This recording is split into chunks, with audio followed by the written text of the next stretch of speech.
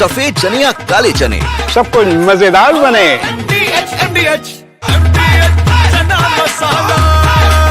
अब छोलिया हो या लोबिया, सफेद चने या काले चने, सब कुछ मजेदार बने।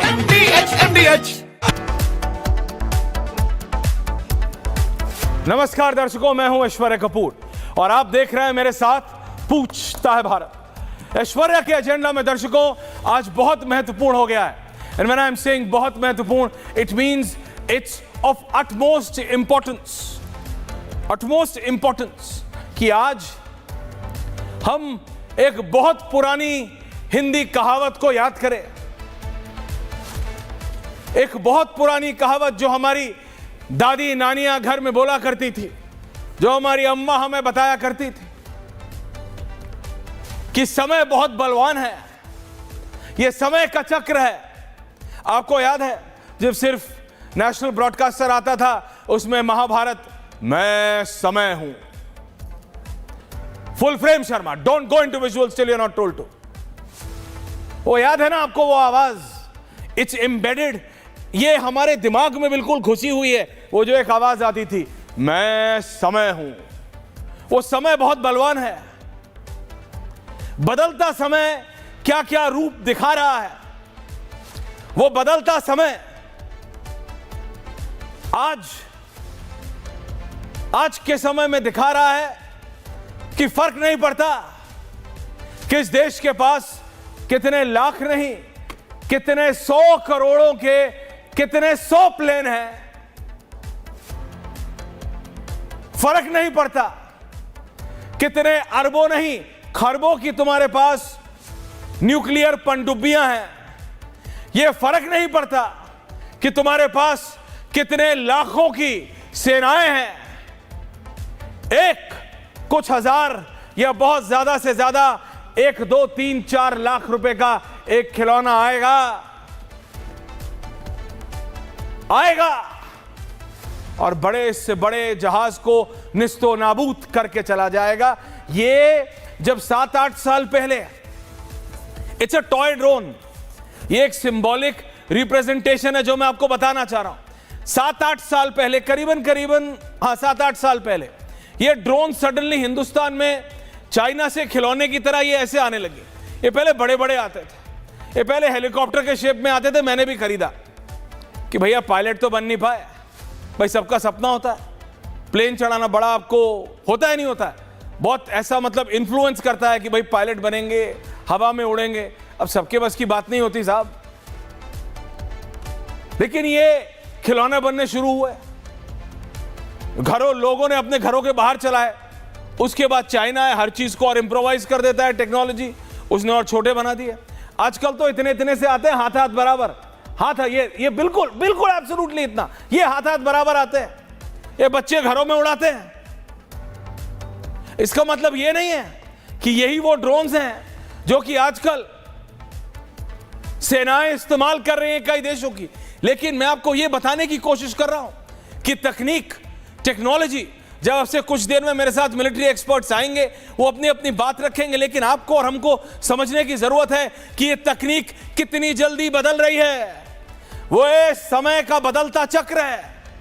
आज फर्क नहीं पड़ता कि अमेरिका बोले मेरे पास इतने लाख हवाई जहाज है, रूस बोले मेरे पास इतने वो हैं। ये देखिए, अमेरिका के पास 13,300 एयरक्राफ्ट है, रूस के पास 4,182 एयरक्राफ्ट है। शर्मा सिर्फ अभी यूएस पे रहो 1 मिनट। फर्क नहीं पड़ता कि ट्रंप के पास कितने प्लेन हैं, कितने फाइटर जेट्स हैं, कितने हमलावर जेट्स हैं, कितने F-16 हैं, कितने F-35 हैं। अभी ट्रंप थोड़े दिन पहले जब अभी कतर में थे, ये तुम ग्राफिक्स चलाते रहो, कतर में थे, उन्होंने बोला कि हम F-35 का अपडेटेड वर्जन ला रहे हैं। पूरी दुनिया में बात होने लगी जनरल साहब। The whole goddamn world started talking about what is Trump going to do with the F-35s. Boss, जो समय चल रहा है कोई फर्क नहीं पड़ता। आप F-35 बनाओ या F-55 बनाओ, वो 3 लाख रुपए का ड्रोन, अरे बहुत ज्यादा से ज्यादा 1 करोड़ का ड्रोन आता है, अटैक ड्रोन। वो 1 करोड़ का ड्रोन 3,000 करोड़ के प्लेन को निस्तो नाबूद कर देता है 50 मीटर ऊपर से। कर लो खेती, बना लो हैंगर्स, रख लो जो रखना है। ये बदलता समय है, ये वो बदलता समय। रशिया पे आओ, रशिया की आर्मी को, आप रशिया की एयरफोर्स को, रशिया की टेक्नोलॉजी को हल्के में ले रहे हो क्या? हमने अभी जब पाकिस्तान को दोबारा नाको चने चबवाए, हमारे पास वो S-400 सिस्टम किसका दिया हुआ है? It's a Russian system. ये जो आप नंबर्स देख रहे हैं, हजारों में, 100 में, किसी के पास 2,000, किसी के पास 4,000, किसी के पास 800, ये सब पुतिन का है। S-400 is a Russian technology. आज S-400 जिससे हमने वो पाकिस्तान के आए हुए ड्रोन्स, प्लेन सब गिराए, वो किसकी टेक्नोलॉजी है? रशियन टेक्नोलॉजी है कि नहीं है? है। अब हम S-500 पुतिन और हम एक साथ मिलकर बना रहे हैं। लेकिन दर्शकों, अब फर्क नहीं पड़ता कितनी पनडुब्बियां हैं। मैं दुबे साहब से रिक्वेस्ट कर रहा हूं, NND sir please come in, chair रखिए please. What I am saying is this कि बदलते समय के साथ it doesn't matter any more कि आपके पास ये कितने F-16s हैं, कितने सुखोइस हैं, या मैं ओवर रीड कर रहा हूं। अभी एनालिस्ट आएंगे, अभी इस सब के ज्ञाता लोग आएंगे अगले 5 मिनट में और वो अपने आप एनालाइज करेंगे। पर लेकिन सोचिए तो, अब चलाओ यूक्रेन का वो visual, what Ukraine has done. पहली बात तो ये क्लियर होनी चाहिए, मेरा ये मानना है, ये विजुअल नहीं शर्मा, स्पेसिफिक विजुअल लगाए, धीरज से पूछो और वो चलाओ, तब तक हटाओ फुल फ्रेम। मेरा ये पर्सनल मानना है कि जब भारत पाकिस्तान से अभी ये जो ऑपरेशन सिंदूर हुआ हमारा, पाकिस्तान की सरजमी को चीन ने इस्तेमाल किया है। जो टर्किश ड्रोन्स हैं वो चाइनीज R&D से बनती हैं। उसी तरीके से जब अभी ये यूक्रेन ने रशिया के ऊपर किया है, ये नहीं है कि ये Ukrainian technology, it's a NATO technology. NATO कौन है? नेटो के देश। Graphic of NATO on air should be there. ये कोई और जंग लड़ रहा है किसी और के नाम से, किसी और की तकनीक को इस्तेमाल करके। भारत ने अभी ये ऑपरेशन सिंदूर में देखा है, हमारा असली दुश्मन चीन है, ये हमें पता है। पाकिस्तान कुछ नहीं है। पाकिस्तान की सरजमी को इस्तेमाल करके चीन ने अपनी टेक्निक से जो डेवलप किए हैं, वो टर्की की कंपनी ने, अर्दोगान के दामाद ने अपने कंपनी का स्टैंप लगा के वो जो ड्रोन्स भेजा, इट्स ऑल चाइना। उसी तरीके से NATO graphics, Sharma, NATO graphics, उसी तरीके से जो अभी यूक्रेन ने, जो आप वो विजुअल्स दिखा रहे हो, शर्मा दोबारा चलाइए 1 मिनट आप, कि रशियन प्लेन्स खड़े हैं, उसको लोग बोल रहे हैं रशियन पर्ल हार्बर। जो लोग पर्ल हार्बर नहीं समझ रहे हैं वो है जब अमेरिका को बहुत नुकसान पहुंचाया था जापानीज फोर्सेस ने, और उसके बाद हिरोशिमा नागासाकी हुआ था, अमेरिका ने बम फोड़ दिया था, एटॉमिक बम। इसीलिए देखिए, सोशल मीडिया पे मत जाइएगा, ये सोशल मीडिया बात का बतंगड़ बनाने में माहिर है। वो कह रहे हैं सोशल चैटर चल रहा है, 6 इनक्रिप्टेड मैसेजेस भेजे हैं रशिया ने। ये सब तब होता है जब आप न्यूक्लियर वॉर की तैयारी कर रहे होते हैं। मैं इस सब पे नहीं जा रहा हूं, मैं सिर्फ ये कह रहा हूं, वो जो विजुअल है, जरा इसको ब्लू वाले विजुअल को जरा बड़ा करो, 60-40 1 मिनट। प्लेन लाइन खड़े हैं, लाइन से प्लेन खड़े हैं रशिया की सरजमी पे, well with in the mainland. सारे न्यूक्लियर केपेबल प्लेन है ये जो बिजली बम की तरह जलता आपको नजर आ रहा है ना, जो हम दिवाली पे बिजली बम जलाते हैं और कई लोग हाथ में जगा के भी फेंक देते हैं, ऐसी आवाज आ रही है। ये बिजली बम नहीं है, ये बिजली बम नहीं है। आप समझिए, ये 2-2, 3-3 हजार करोड़ रुपए का एक फाइटर प्लेन है जो कि न्यूक्लियर कैपेसिटी लेके जा सकता है, न्यूक्लियर बम। ये पेलोड वाले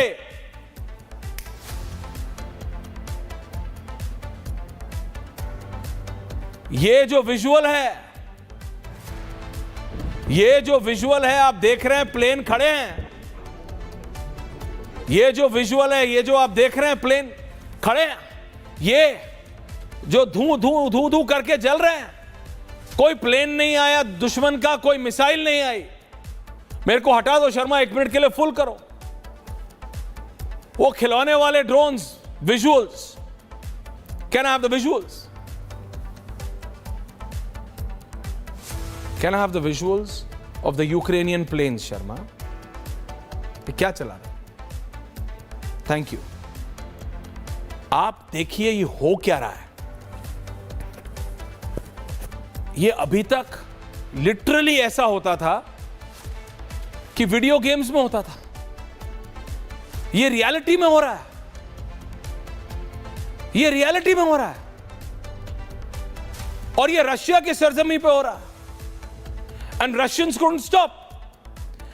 S-400 भारत ने यूज किया रशियन टेक्नोलॉजी चाइनीज ड्रोन्स, क्योंकि चाइनीज ड्रोन्स लो क्वालिटी की होती है, लो कैपेसिटी की होती हैं.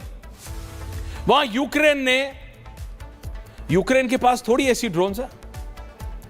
कह रहे हैं कि सिर्फ $3,000 यानी 2.5 लाख, पौने 3 लाख, बहुत ज्यादा 3 लाख रुपए का एक ड्रोन था जो कि यूक्रेन ने यूज किया, और 3-3 हजार करोड़ का एक रशियन प्लेन उड़ा दिया. ये ऐसे लग रहा है जैसे कोई पिक्चर की शूटिंग चल रही हो, टॉम क्रूज की. और टॉप गन थी ना उसकी movie. Only stick to those visuals. अपनी अकल मत चला.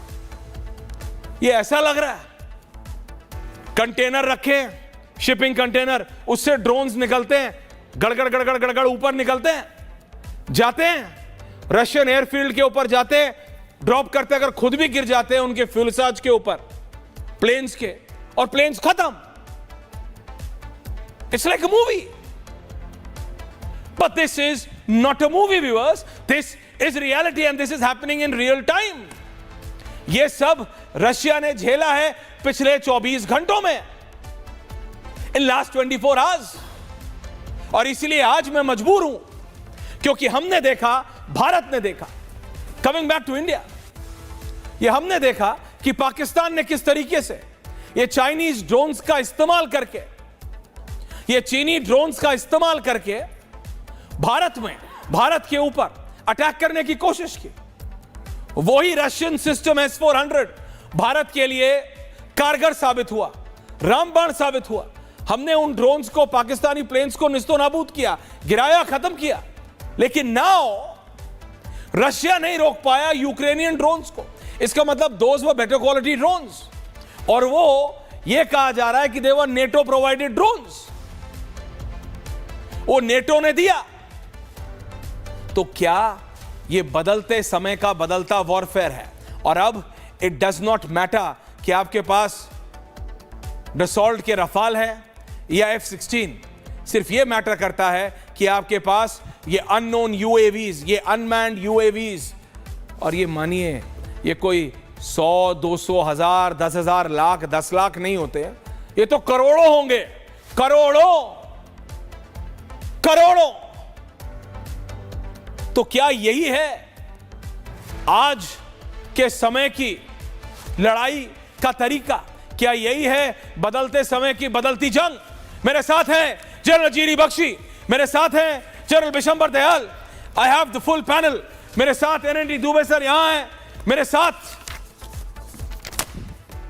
साथ मेरा पूरा पैनल है. I am standing. मेरे साथ I have my full panel. I am unable to see my panel. I'm so sorry, sir. I have 4 distinguished guests with me. Yeah. Yes, and absolutely I have Mr. A.S. Behel as well. Wing Commander Behel, thank you so much for joining in. All 4 of you, sir. थोड़ी technical error है, माफी चाहता हूं, मैं आपको देख नहीं पा रहा हूं स्टूडियो में. मैं general GD Bakshi, general Bishambar Dayal, wing commander Bahl and NND Dubey. Thank you so much sir, all of you for coming in. मैं शुरू कर रहा हूं जनरल बख्शी से. जनरल साहब, क्या यही है बदलते समय की बदलती जंग? जनरल बख्शी. नहीं, ऐश्वर्या, इसमें कोई डाउट नहीं. Drones have created a revolution in military affairs, यानी सैनिक मामलों में एक क्रांति पैदा की है ड्रोन्स ने आज के दिन. एयर डिफेंस ने भी क्रांति पैदा की है, और ये दोनों क्रांतियां, दोनों RMAs फुल डिस्प्ले पर थे जब ऑपरेशन सिंदूर हुआ. मैं सिर्फ आपको याद दिलाना चाहूंगा ऐश्वर्या कि पाकिस्तान ने 800 से 1000 तुर्किश और चाइनीज ड्रोन्स हम पे दागे, और उनमें से 90% से ज्यादा हमने मार गिराए, जिनके परखच्चे जम्मू कश्मीर से लेकर रण ऑफ कच्छ तक बिखरे पड़े, बच्चे खेल रहे हैं उनसे, ठीक है। तो ये कह देना कि अब ड्रोन्स आ गए हैं तो रिटायर कर दो सारे बम्बर, फाइटर, टैंक, तोपखाने की जरूरत नहीं, माफ कीजिए, that will be drawing a wrong lesson. हाँ, drones are a force multiplier, अकलमंदी से इस्तेमाल करें तो ये जैसा यहां पे हुआ है हो सकता है, ठीक है।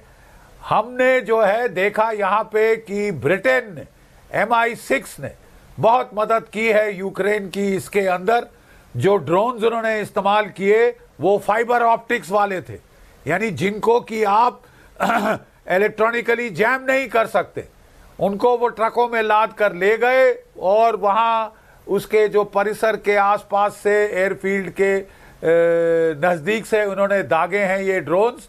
उनमें साथ साथ एक एक मोटर बॉम्ब लगाया है, जो है अगर सही जगह हिट करे तो जहाज ध्वस्त हो सकता है, नहीं तो डैमेज कर सकता है। नुकसान हुआ है, बहुत करारा नुकसान हुआ है। लेकिन ऐश्वर्या, मैं आपको एक चीज भी कह दूं, इसको हल्के में मत लीजिए। एक बड़ी भारी चुप्पी मॉस्को के ऊपर आ गई है।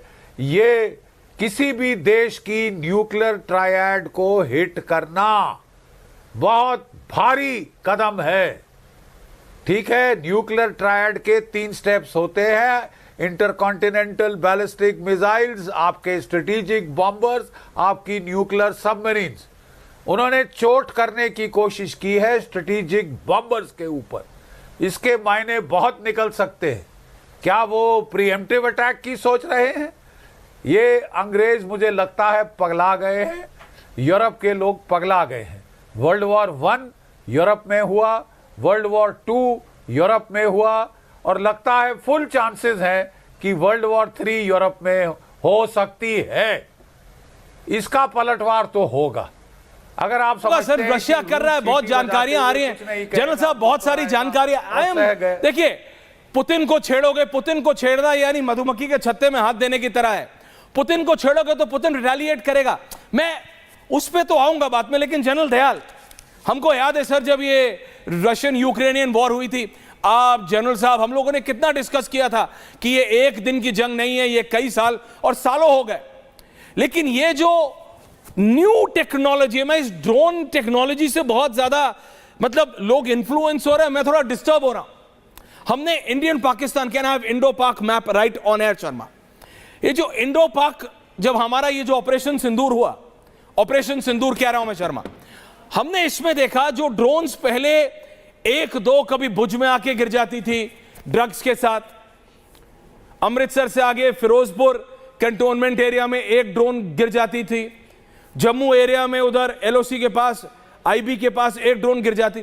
वो पहली बार पाकिस्तान ने चाइनीज टेक्नोलॉजी, टर्किश में ड्रोन्स को ऐसे इस्तेमाल किया कि हमें लगा drone warfare is a reality. अभी हम उससे निकले ही थे कि ये रशिया के साथ जो यूक्रेन ने किया है, is it the new warfare? अब फर्क नहीं पड़ता आपके पास कौन से तोप है, कौन सी मिसाइल है, कौन से प्लेन है। Is this the first attack? ये क्या यही है मतलब बदलते समय की बदलती जंग, जनरल दयाल?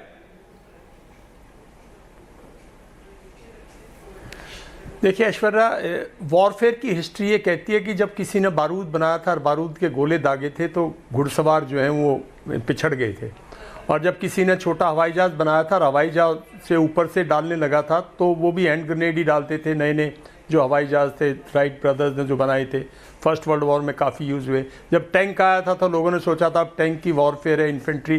देखिए, वॉरफेयर एक इवॉल्विंग मैकेनिज्म है, वॉरफेयर एक इवॉल्विंग फिलॉसफी है, इवॉल्विंग वेपन सिस्टम्स है, और जैसे जन बख्शी ने कहा बिल्कुल ये फोर्स मल्टीप्लायर हैं, और ये फोर्स मल्टीप्लायर हैं। और हमारा और आप रशिया का कंपैरिजन मत कीजिए, हमारे यहाँ जितने थ्रेट आए थे वो फ्रॉम अक्रॉस द बॉर्डर आए थे। जो सबसे डेंजरस जो इसमें चीज़ निकल के आ रही है वो ये है, और मैं इसलिए कह रहा हूँ ऐश्वर्या, मैं कल परसों ही मॉस्को से आया हूँ, मतलब वहाँ मैंने 7-8 दिन मॉस्को इस पूरे रीजन में गुजारे हैं, तो मैं कह रहा हूँ वहाँ अंदर ऐसा भय नहीं था, ना डर था, ना ऐसी कोई गार्डिंग थी, ना ऐसा कोई वॉरफेयर थी। उनकी वॉरफेयर बॉर्डर तक लिमिटेड थी।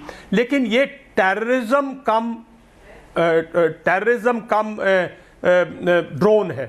तो टेररिस्ट के हाथ में ड्रोन्स कितने घातक हो सकते हैं और उसकी कैसे प्लानिंग की जा सकती है और कैसे इंटीरियर में बगैर बॉर्डर पर अलर्ट किए हुए, ये उसका एक उदाहरण है कि आपने over a period of time आपने ये इंडक्ट किए, ये लाए, आपने अपनी हाइट्स में रखे, आपने स्लीपर सेल्स के पास रहे, आपके जो ओवरग्राउंड जो सपोर्टर्स हैं उनके पास उन्होंने हेल्प की, फिर आपने इनको असेंबल किया कहीं और फिर आपने एक स्ट्रेटेजिक टारगेट को एंगेज कर दिया बगैर किसी उसके, बिकॉज उस स्ट्रेटेजिक टारगेट पे शायद उनके एयर डिफेंस सिस्टम लो ड्रोन्स को जो कैप्चर कर सकते हैं, ड्रोन्स को डिस्ट्रॉय कर सकते हैं, शायद वो डिप्लॉयड नहीं थे और वो सरप्राइज में पकड़े गए होंगे भी तो स्वयं ड्रोन्स को नहीं न्यूट्रलाइज कर पाए होंगे और उसमें अगर 50% भी अगर स्वयं ड्रोन्स अंदर आ गए तो वो फिर डिस्ट्रक्शन में दे विल लीड, जैसे जनरल बख्शी ने कहा उसमें हैंड ग्रेनेड हो, मोटर बम हो, क्या है वो सब बातें बात की हैं। S-400 is not for drones, ये ड्रोन्स के बहुत छोटे, जनरल दयाल पास में रशिया की पूरी वो देख के आओ कि जनरल दयाल, लेकिन अगर सिंपल मैथ्स की बात करो जनरल साहब, only general Dayal and me for a minute and then I am coming to others. General साहब 3 लाख रुपए का ड्रोन, 3 लाख रुपए का ड्रोन, बोलिए। आम ये for a common man 3 lakh रुपए बड़ी रकम होती है, पर एक देश के लिए नहीं होती है। फौज के लिए 3 लाख रुपए कुछ नहीं होता। आप ये समझिए 3 लाख रुपए का ड्रोन 3,000 मतलब 3,000 करोड़, हाँ 3,000 करोड़ के प्लेन को गिरा दे रहा है 1 मिनट में खड़े खड़े। 3 लाख रुपए का ड्रोन, बिल्कुल मैं कह रहा हूं सर, बिल्कुल बिल्कुल 3 लाख रुपए का ड्रोन, बिल्कुल बिल्कुल। और रशिया के न्यूक्लियर केपेबल लोड उठाने वाले फाइटर जेट्स, वो 4-4 इंजन वाला प्लेन जो कि सिर्फ रशिया के पास भी 4 हैं। आप उसको बेटर जानते हैं, मेरे को तो टेक वर्ड भी नहीं पता। वो 4 इंजन वाला प्लेन, वो रशिया के पास 4 हैं पेलोड, इतना मतलब उठाने वाले, वो गिरा दिया उस 3 लाख रुपए के ड्रोन का। क्या करेगी रशियन टेक्नोलॉजी और क्या करेगा दुनिया का रडार सिस्टम? ये हो क्या रहा है? बिल्कुल, देखिए रडार सिस्टम्स और टेक्नोलॉजी की बात नहीं है, इसमें टेररिज्म इन्वॉल्व है ना।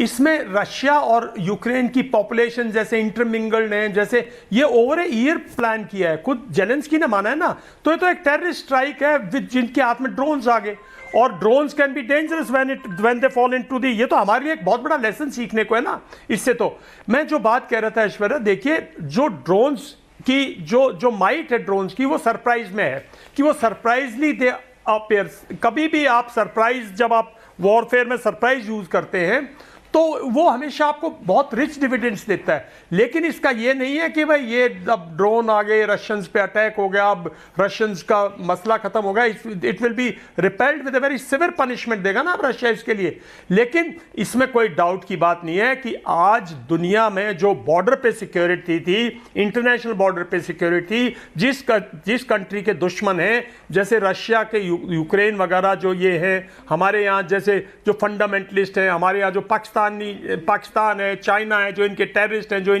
जो इनके इस किस्म के सेल्स हैं, इंटीरियर्स में हमें बहुत ध्यान देने की जरूरत है, सिक्योरिटी को बीफ अप करने की आवश्यकता है, क्योंकि ये अटैक पूरा अक्रॉस बॉर्डर से नहीं आया, ये विद इन इन्फिल्ट्रेट करके टेररिस्ट ने कहीं से इनको फ्लाई किया है, और पूरी जानकारी अभी दुनिया के पास नहीं है एक्चुअल में क्या हुआ। देखिए पीस टॉक्स होनी थी, तो जेलेंस्की ने भी प्लान कर रखा था पीस टॉक्स में, जिस भी कंट्री की, दोनों कंट्री चाहेंगी कि भाई पीस भी हो लेकिन हमारी टर्म्स एंड कंडीशंस पे हो। तो कहीं ना कहीं जेलेंस्की उस पीस टॉक्स में अपनी स्ट्रेंथ दिखाना चाहता था, कहीं ना कहीं रशिया स्लिप कर गया, खासकर उसके स्ट्रेटेजिक टारगेट्स पे, उसके जो न्यूक्लियर वो हैं, जो उसके न्यूक्लियर प्लांट्स हैं, जो उसके गैस और बड़े बड़े ONG जो ऑयल वगैरह के प्लांट्स हैं, वो केयरफुल है। लेकिन ये होगा बिकॉज ड्रोन्स हैं, ये बहुत छोटे ड्रोन्स हैं, तो ये कहीं लोकल उससे उन्होंने राइट सर इन्फिल्ट्रेट करके इनको लॉन्च किया है। मैं अभी दो दिया, जनरल साहब, ये एक रियलिटी है जनरल साहब, ये रियलिटी है, लेकिन ये ऐसी रियलिटी है, मैं आपको विजुअल्स दिखा रहा हूं दो। अलावत साहब, and sir I am coming to you, NND sir I am coming to you also, commodore I am coming to you. ये 2 विजुअल्स हैं शर्मा, मेरे को 2 विजुअल्स चलाओ, एक तरफ ओरिजिनल और एक तरफ वो वीडियो गेम वाले। नाउ ये गलत विजुअल चला रहे हो तुम, राइट पे ओरिजिनल वाले चलाओ, ड्रोन के मारने वाले। ये 2 विजुअल्स हैं Sharma, I will stick to this. मैं रुका रहूंगा जब तक तुम सही विजुअल्स नहीं चला सकते हो जनता के लिए। शर्मा टॉक टू मी, ये वाले visuals. Sharma back to the visual, container का विजुअल नहीं, back to the visual Sharma. ये 2 विजुअल्स हैं। इसमें से कौन सा असली है और कौन सा वीडियो गेम का है, ये मेरे को पता है, ये मेरी टीम को पता है। मैं आपको ये बता रहा हूं दर्शकों, can you spot the difference? ये आज की टेक्नोलॉजी ने कर दिया। ये a commodore Ahlawat, this is what the technology has done. आप समझ रहे हैं सर?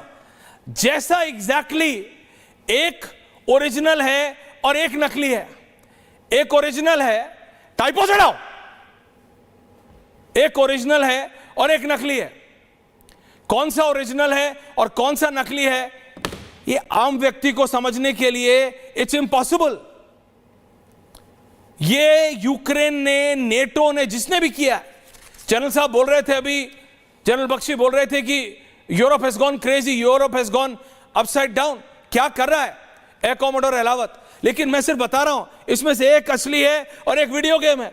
लेकिन जैसे ये Ukrainian, so called Ukrainian drones ने रशिया के खड़े हुए प्लेन्स को एक के बाद एक गिराया है, वो ऐसा, वो वीडियो गेम वाला ऐसा लग रहा है कि वही रियलिटी है।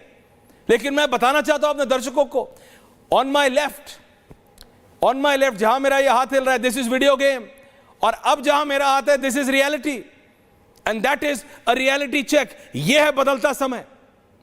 एक वीडियो गेम है और एक असलियत, और पता नहीं चलता कि क्या क्या है। ये ड्रोन्स ने कर दिया। ए कॉमोडोर एलावत, थैंक यू। हटा दीजिए वीडियो गेम वाला। ऐश्वर्या बिल्कुल सही कह रहे हैं आप। जो आपने बताया वीडियो गेम, वो क्लियरली इसलिए एविडेंट है for a pilot because fail safe जहां लिखा होता है वो क्रिटिकल सेफ्टी मेजर है, लिंक तो टूटने से पहले का। तो क्लियरली पायलट को पता चल जाता है कि ये वाला जो अभी दिखा रहे विजुअल, ये जेन्युइन है। अभी दूसरी चीज आती है कि जो 4000, अब एक मुझे 2 मिनट दीजिएगा, ये दिल्ली से मॉस्को का डिस्टेंस है 4340 किलोमीटर, और उसी तरीके से यूक्रेन से बेलाया, जो कि उनकी एयरफील्ड में 92 जहाज थे, जिसमें से 52, इमेजिन करिए 52 स्ट्रेटेजिक बॉम्बर्स थे। तो उसको, और कितने टोटल है 120 में से, यानी कि वर्चुअली 45% बॉम्बर्स एक ही एयरफील्ड में थे बेलाया के अंदर। दूसरी चीज है कि ये 4300 किलोमीटर ट्रक्स के अंदर इनको वुडन कंटेनर्स में लेके जाया गया। इसका मतलब है इनको अंदर से बहुत सपोर्ट मिला है, जिसको कह रहे थे वो कि एक आतंकी हमले की तरह है। मैं आपको एक चीज बताना चाहता हूं कि आज कोई भी ऐसी जगह नहीं है जहां पे कोई भी स्ट्रेटेजिक एसेट या मेजर एसेट सेफ हो। और ये ड्रोन्स आज से नहीं है, 1970 से है, लेकिन नागोर्नो काराबाख युद्ध के बाद से इनकी विजिबिलिटी बहुत बढ़ गई है। इस साल 45 लाख ड्रोन खरीद रहा है यूक्रेन, $2.6 बिलियन से। चाइना 10 लाख ड्रोन खरीद रहा है 2 सर, आई एम सॉरी, के अंदर। सॉरी ए कॉमोडोर सर, कितना कहा आपने? कितने लाख ड्रोन खरीद रहा है सर यूक्रेन? मैप चलाओ सर। 45 लाख ड्रोन खरीद रहा है इस साल, और चाइना 10 लाख इस साल मैन्युफैक्चर कर रहा है इस साल। यानी कि ये जो वॉरफेयर है, ये अब डिफरेंट लेवल पे प्ले हो रहा है। और अगर इसको हम नहीं रोक सकते, भारत ने तो बहुत अच्छी तरीके से करके दिखाया, लेकिन कहीं ना कहीं हमें अपनी भी ड्रोन शक्ति को बढ़ाना पड़ेगा। और हमारे पास इंडिजिनस कैपेबिलिटी बहुत अच्छी भी है। हमारे पास कई इंडिजिनस ड्रोन्स हैं, क्वाडकॉप्टर्स हैं, जिनको मॉडिफाई करके लॉइटरिंग म्यूनिशन सिस्टम्स, और वही आर्मी टेस्ट कर रही है डिफरेंट रेंजेस के अंदर, चाहे वो बबीना हो, चाहे वो पोखरन हो, या दूसरे रेंजेस हो। और ये टेस्ट आजकल में ही चल रहे हैं। तो कहीं ना कहीं ड्रोन्स एक मेजर फोर्स मल्टीप्लायर है, जो आने वाले समय में आप कोई भी एसेट कहीं पे भी सेफ नहीं होगी अगर आप आतंकी हमले टाइप की टैक्टिक इस्तेमाल करते हैं, जैसे कि जनरल साहब बोल रहे थे, दोनों जनरल बोल रहे थे।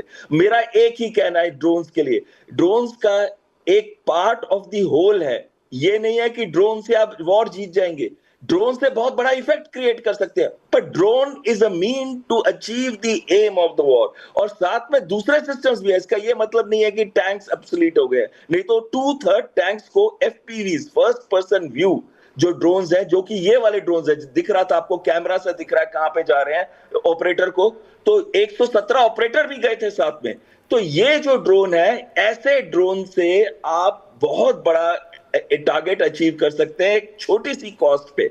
और आखिरी चीज मैं इसमें ये कहना चाहूंगा कि ड्रोन्स, फाइटर प्लेन्स, टैंक, सबकी एक जगह है। Ground army, boots on ground की भी एक जगह है। इनके बिना नहीं चल सकता, क्योंकि अगर किसी ने भी भारत का झंडा लगाना है तो आर्मी ने लगाना है। तो उतनी आर्मी स्ट्रेटेजिक डिटरेंस के लिए बहुत जरूरी है।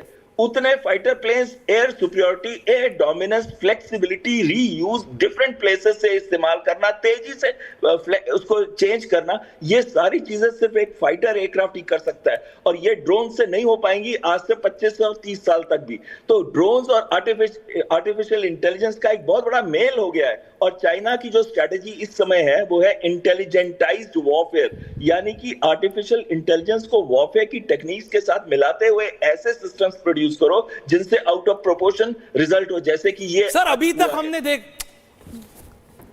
NND Dubey sir, can I have NND Dubey sir as well? General Bakshi आ रहा हूं sir in exactly 2 minutes. Sir मैं सिर्फ इतना कहना चाह रहा हूं, हमने अभी ड्रोन्स में देखा था जब राम मंदिर, can I have other visual? Sharma तुम्हारे पास 4 ही विजुअल्स हैं। जब अभी राम मंदिर हुआ ना, हमने देखा था सडन शो, ड्रोन शो।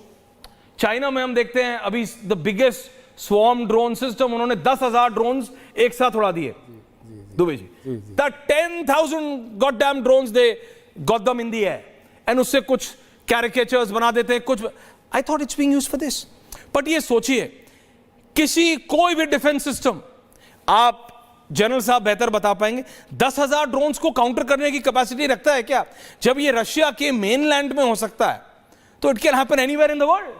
बिल्कुल हो सकता है। NND दुबे 60-40। मेरा पॉइंट ये है, देखिए ये जो अभी जिस मुद्दे पर हम डिस्कस कर रहे हैं, ये पूरी कहानी ऐसे ही है कि कोई मखमल का बहुत ही आपका बेशकीमती कारपेट हो और उसको तिलचट्टा खा जाए।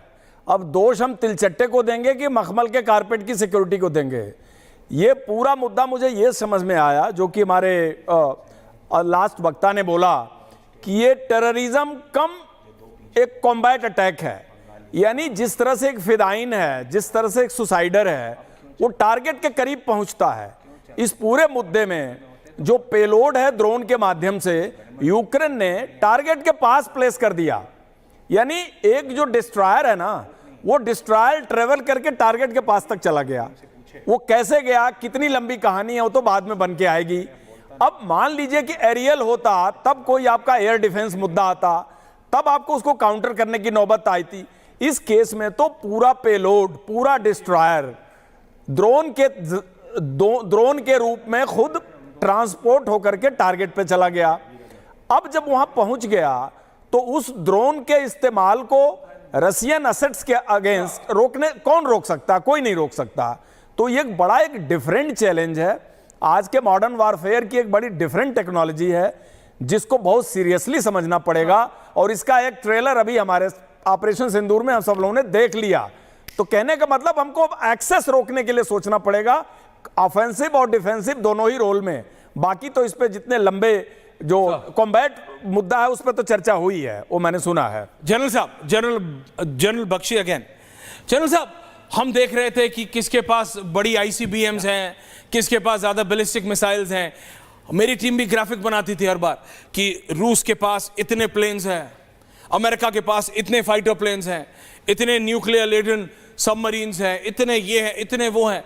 ये तो सब गेम बदल रहा है सर। इट डजंट मैटर जो 3 लाख की ड्रोन 3,000 करोड़ के प्लेन को गिरा रही है with no effort and no man loss, no human loss. तो क्या करेंगे ये डसॉल्ट के रफाल और F-55 का अपग्रेड या F-35 का अपग्रेड? जनरल GD बख्शी साहब। देखिए Aishwarya, yes the drones have brought a revolution in military affairs, लेकिन कल हम इस प्लेटफॉर्म से बोलना शुरू करें, साहब क्या ज़रूरत है फौज की, क्या ज़रूरत है एयरफोर्स की, क्या ज़रूरत है नेवी की? हम केवल ड्रोन चला चला के स्कूल के बच्चों को लगा के कर सकते, खूब पैसे बचाएंगे। ये साहब ये पैसे बचाते बचाते हमारा काफ़ी नुकसान भी हुआ है साहब, ठीक है। मैं आपको बता रहा हूँ कि इसका डिफेंस है ड्रोन का, और हमने करके दिखाया है। 1,000 ड्रोन्स हमारे खिलाफ फायर किए गए, हमने कोई S-400 नहीं इस्तेमाल किया। Legacy guns L-70, legacy gun ZU-23, legacy gun शिल्का, इनको जो हमने कंबाइन किया अपनी आर्टिफिशियल इंटेलिजेंस के जरिए, अपनी जो एयर डिफेंस इंटीग्रेटेड सिस्टम में, और कोई आपके 1000 में से 95% ड्रोन मार गिराए पर खच्चे उड़ा दिए हैं। So let us not learn the wrong lesson कि अवे विधि, क्योंकि बहुत खुश होंगे हमारे कई बाबू जो आप कह रहे हैं, वो तो पीछे पड़े हैं हाथ धोके कि कैसे आर्मी को घर भेजा जाए। ठीक है साहब, और बहुत सारे अग्निवीर भी आ गए हैं हमारे पास, तो सब लोग लगे हैं कि पैसे बचाओ, बेफालतू खर्चा हो रहा है डिफेंस पे, घर भेजो फौज को, घर भेजो टैंकों को, घर भेजो फाइटर्स को, कोई जरूरत नहीं, वॉरशिप नहीं चाहिए, ड्रोन से काम चलेगा सस्ते और टिकाऊ। तो ये थोड़ा सा गलत लेसन होगा। My caution as an old soldier, हमने बहुत सारे वेपन्स आते देखे हैं। There is always a contest between the air defence and the fighters and the bombers. There is always a contest between tank and anti tank, drone and anti drone. Sir, Bharat ने करके दिखाया है how drone attacks can be shot. बिल्कुल sir, पहले दिन 300-400 drone आए को पाकिस्तान ने 400 तुर्की के ड्रोन भेजे थे। आप ठीक है, अगले तारीख फिर उसने भेजे 600 ड्रोन, कोई 1000 ड्रोन, तो वो भेज चुका है। मैं बात मानता हूं पहुंचे टारगेट्स पे जनरल दयाल पे। मैं इसी बात को आगे ले जाते हुए आपसे पूछता हूं, जनरल साहब बोल रहे हैं टेक्नोलॉजीज बदलती हैं, समय बदलता है, उसके साथ तरीके बदलते हैं, पैतरे बदलते हैं, बट अभी एक डर जो वर्ल्ड वॉर 3 का मैं देख रहा हूं, सोशल मीडिया फ्रेंजी होती है आजकल। इतनी सी बात को इतना बड़ा, जैसे मैंने कहा, मैंने वो 2 विजुअल इसलिए चलाए और दिखाए कि देखो एक असली और एक वीडियो गेम है। ड्रोन ने ऐसा करा कि वीडियो गेम असली लग रहा है, असली वीडियो गेम लग रहा है, वो ड्रोन सिस्टम है। लेकिन सर एक और विजुअल्स आ रहा है, आपने बोला अभी मॉस्को से वापस आए हैं, रशिया ने कोई एक पर्टिकुलर सिस्टम एक्टिवेट कर दिया है अपना। कहा जा रहा है कि पुतिन ने अपने जो नेशनल एयर गार्ड है या जो उसका कंटेम्प्रेरी है उसको एक्टिवेट कर दिया। वो बड़े बड़े ट्रक जो अभी चला रहे थे, शर्मा दोबारा चलाओ, वो रशिया के शहरों की सड़कों पे निकल रहे हैं, उनके फौजी चेक कर रहे हैं कि सब सिस्टम इज एक्टिवेटेड और not. What is Russia planning? ये हो क्या रहा है? मैं देख रहा हूं दुनिया में कह रहे हैं कि अमेरिका सदमे में है, जो डोनाल्ड ट्रंप दुनिया में शांति वार्ता कराने के दावे ठोक रहे थे, अभी वो बिल में घुस गए हैं वापस, वो कुछ बोल नहीं रहे। बोला नहीं मैंने नहीं बताया। ज़ेलेंस्की बोल रहा है मैंने तो ट्रंप को बताया। ट्रंप बोल रहा है भाई तूने मेरे को नहीं बताया, तू तेरे और पुतिन के बीच की बात है, अपना सवाल मेरे को क्यों लपेट रहा है? लिटरली ये हो रहा है, एब्सोल्युटली ये हो रहा है जनरल दयाल। देखिए ऐश्वर्या, मैं 2-3 चीज बोलूंगा सर। पहली बात तो ये है कि देखिए दुनिया में 3rd वर्ल्ड वॉर का कोई खतरा नहीं है मेरे हिसाब से। सर, लड़ाई लड़ने के लिए दुनिया के अंदर वैसी लीडरशिप होती है, वैसी फौजें होती हैं। आज दुनिया में किसी के पास ग्राउंड पे फौज भेजने को नहीं है। रशिया यूक्रेन भी जानता है कि किस तरह से सैनिक इकट्ठे कर रहा है, और रशिया भी जानता है। तो वर्ल्ड वॉर की मुझे नहीं लगता यूरोप में किसी किस्म का कोई ऐसे है। वर्ल्ड वॉर में यूरोप ने एक बहुत मेजर पार्ट प्ले किया था, अमेरिका और यूरोप ने एक तरफ से, और दुनिया को इन्वॉल्व किया था। आज वैसी लीडरशिप नहीं है। आज तो लोग अपना खुद का नहीं संभाल पा रहे। ट्रंप से अमेरिका नहीं चल रहा साहब। आप हर कंट्री की लीडरशिप की डोमेस्टिक प्रॉब्लम्स हैं। वर्ल्ड वॉर नहीं होगी, ये लड़ाइयाँ चलती रहेंगी ऐसे ही। पहली बात तो ये स्पष्ट है। दूसरी बात, मैं नहीं समझता कि प्रेसिडेंट पुतिन इसके बावजूद भी किसी किस्म का कोई न्यूक्लियर यूज करेंगे। उनके पास बहुत वेपन्स हैं to sort out Ukraine, despite कि भाई यूक्रेन को पूरी की पूरी नाटो मदद कर रही है। यूक्रेन को पूरा, अब तो Germany openly, Germany, France, Italy और इंग्लैंड सब ओपनली सपोर्ट कर रहे हैं ना, तो उसको ओपन सपोर्ट है। कुछ सपोर्ट और अमेरिकन वेपन्स हैं जो अभी तक ट्रंप पॉलिसी है वो तो इंप्लीमेंट हो, टाइम लगता है अमेरिका में। जो बाइडन दे के गए थे वो तो अभी तक आ रहा है ना। तो ऐसा नहीं है कि भाई ही विल यूज न्यूक्लियर, और बहुत सिस्टम्स हैं। और ये एक अटैक हुआ है जो कि मैं समझता हूं, जिसके मैं बार बार ये बात कह रहा हूं कि ये जब एथनिसिटी कॉमन हो, जब रिलेशनशिप, देखिए आप हमारे यहाँ, हमें कोई सबक सीखने की जरूरत नहीं किसी से भी। जब हमारे यहाँ कश्मीर का, जम्मू एंड कश्मीर का बॉर्डर खुला था, जब वहाँ पे जब फेंसिंग नहीं थी, जब दोनों तरफ रिलेशंस परमिटेड थे, तो उन्होंने काफ़ी लोग घुसा दिए ना यहाँ, घुसपैठिए। तो जब रिलेशंस हैं तो इस तरह से out of 140 million people America के, जो रशिया के हैं, मैं समझता हूं 20 to 30 मिलियन पीपल ऐसे हैं जो इंटर रिलेटेड है।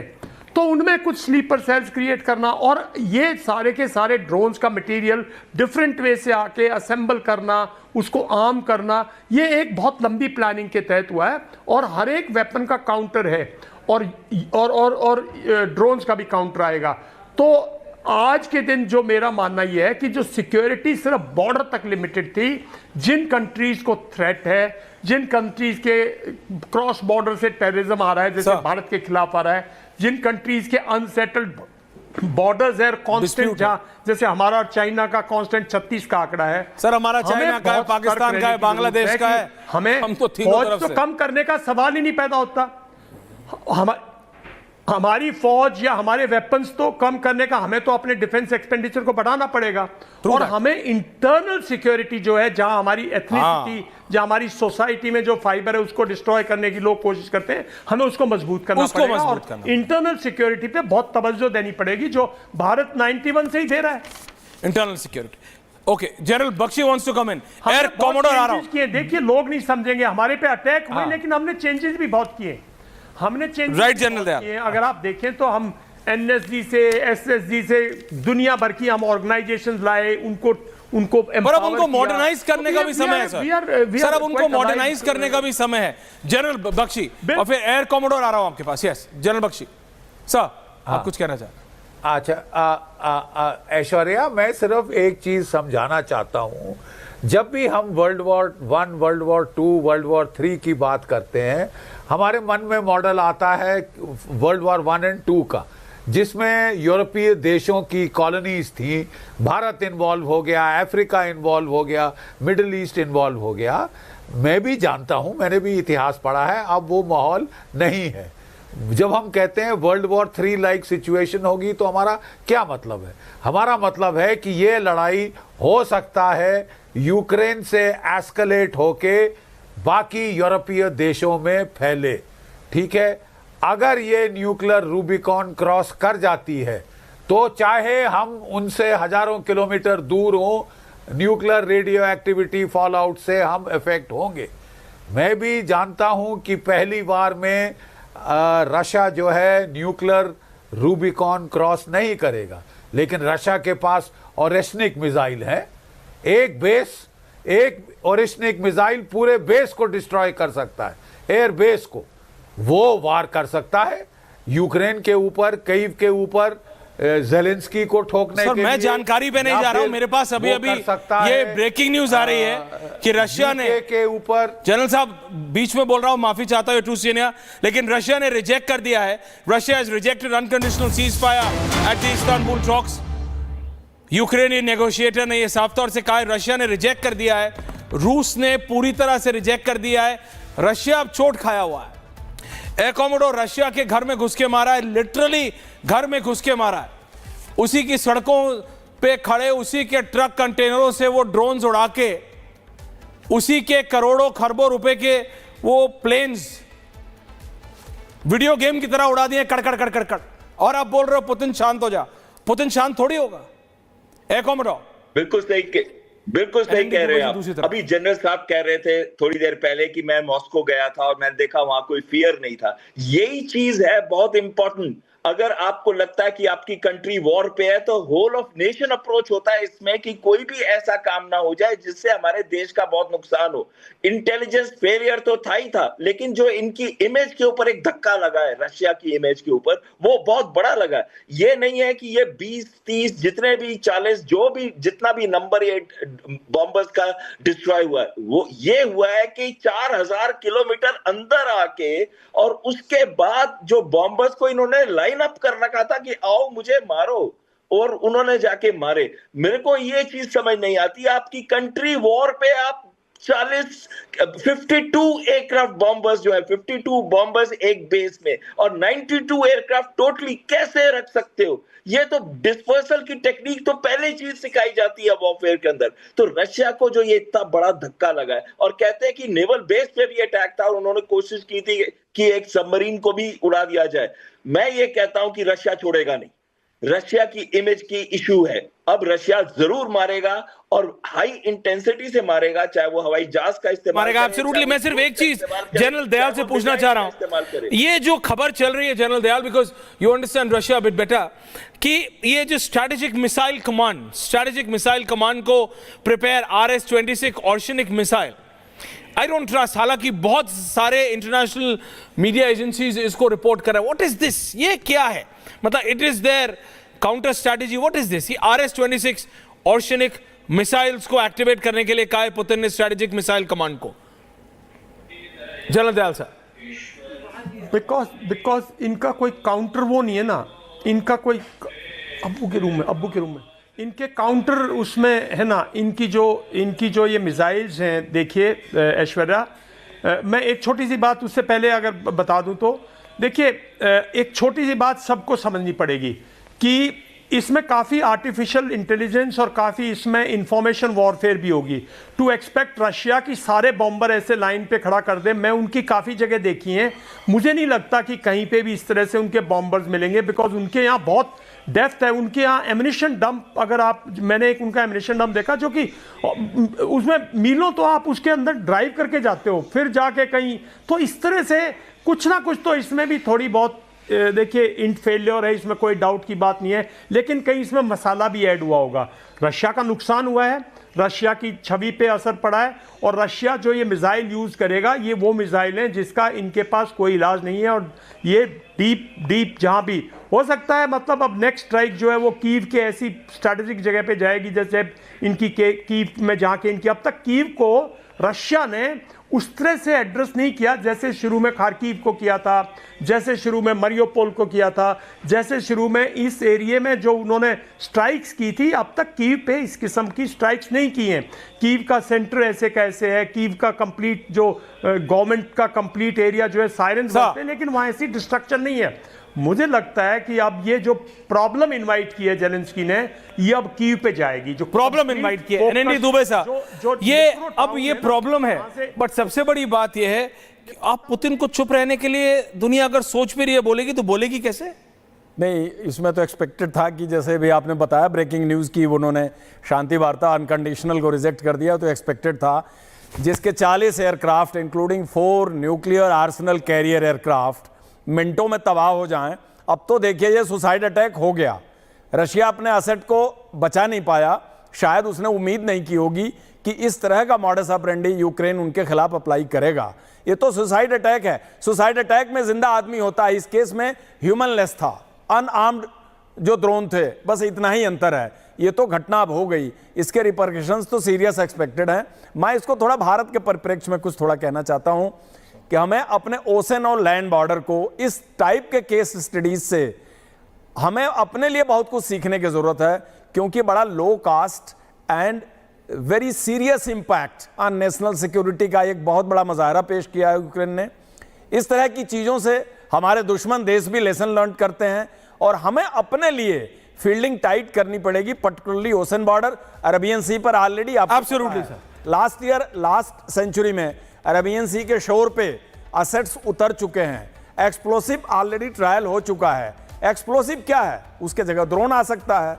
तो we have to be very careful on our ocean border and land border, because this can be a very good learning trip for the people who are eyeing on us. बिल्कुल general Dayal, मैं आपकी बात मानता हूं, लेकिन समय कम है। You agree with Dubey ji? I will come back to you साहब। सबका बहुत बहुत धन्यवाद, thank you so much. Okay जी बोलिए जनरल साहब। इनका किसी ने, ऐश्वर्या, 9/11 किसी ने नहीं सोचा था। बिल्कुल 9/11 किसी ने नहीं सोचा था, वो इंटरनली हुआ था। तो ये सब टेररिस्ट की, so it's a very evolving situation. Basic बात ये है, आपने ये 4 एक्सपर्ट से सुना, चैनल साहब से सुना, एयर कॉमोडोर से सुना, दुबे जी से सुना। It's a self evolving situation. लेकिन भारत को इस सारी सिचुएशन से एक चीज सीखनी है कि कैसे 3 लाख का ड्रोन 3000 करोड़ के प्लेन को खत्म कर देता है। We just have to evolve, और ये डेली प्रोसेस है। ये है सीक्रेट रेसिपी MDH का जीरा सिप जल जीरा मसाला। ये